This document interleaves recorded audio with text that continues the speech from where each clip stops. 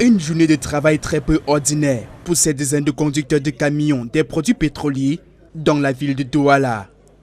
Devant le siège de l'entreprise publique, ils ont arrêté les activités pour manifester leur mécontentement contre des pratiques qui joueraient à leur défaveur.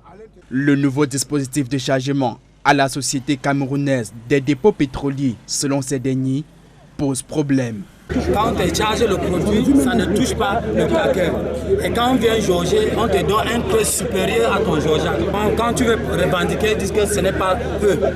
L'ordre vient du haut, ce n'est pas eux. Et ça nous donne le coulage dans les stations. Nous avons des problèmes dans les stations. On a eu trop de difficultés avec cette dame.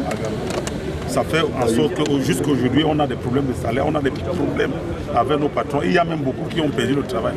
Devant la SCDP, une file de camions à perte de vue garée ce jeudi matin. Après quelques tentatives de dialogue infructueuses avec les responsables, les manifestants sont plus courroucés. Les chauffeurs ont dit qu'on ne charge pas. Tel que j'ai vu la réaction du texte de SCDP, ça donne l'impression qu'ils ne sont pas avec nous. À cette préoccupation s'ajoute l'interdiction pour les camions de stationner dans l'enceinte de la SCDP à Yaoundé, comme le montre cette file de camions garés depuis plusieurs jours sur ce terrain. La mesure est contestée par les chauffeurs qui crient à l'insécurité.